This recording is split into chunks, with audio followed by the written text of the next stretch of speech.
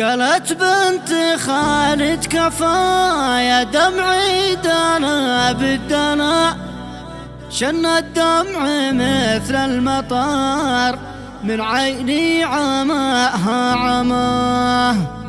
كم صيحت ما فادني لميت الهنا والبلاء، موت الوالد أصابني دمرني رماني رماه.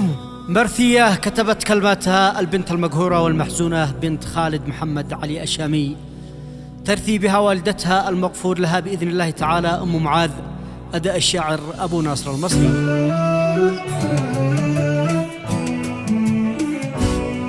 يا الله يا من الحمد لك، واجب خير ولا براء، لا يحمد لمكروه غير الله القوي لا سواه. يا رب احمدك واشكرك واعلن طاعتي والولاء لله القوي العظيم الحاكم لكل الولاة. بعد اليوم ما عد معي لا راحة ولا عد سلام، ضاقت واصبحت ضيقة صار القلب فاقد سلام. موت الوالدة قد جرح قلبي والكبد والكلى، والعينين تبكي دماء يا آهاه والفين آه.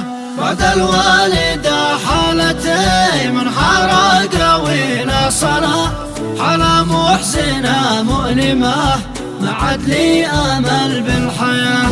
يا ريماس ماذا جرى يا أختنا الفنا، ما صدقت ما صابنا نحمد ربنا نسما. فقى الحال يا فاطمة والقلب اشتوى وامتلأ، همي والحزن قد طوي نفسي يا رسالة طوى. يا أخي يا معاذ القدر هد الكون وزلزلا، ويتمنا وشل أمنا حطمنا بكامل قواه. يا خلدون دمعي سكاب مثل السيل وتسيلا، من بعد أمنا الغالية يقبناه يا حسرته. والأصغر محمد فقد ثدي الأم وتحملا، بالأحسان ما لا يطيق نبكي كلنا من بكاه. من نار الحزن يا اخوتي قلبي صار إذا يشعلا، بعد أمي بدور احترق قلبي وابتقى الله وراه. كانت غايتي والأمال، كانت راحتي والغلا، كان الطب لو جاعنا فرج بو محمد دواه. صرحة يا بدور انتهت بعد شوى انتهت كربلاء، والكون انتهى بكمله من حوله وكل اتجاه.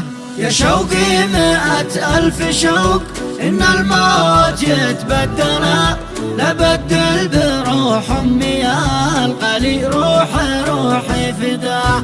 كم صيحت ما فادني لميت الهنا والملا، موت الوالدة صابني دمرني رماني رماه.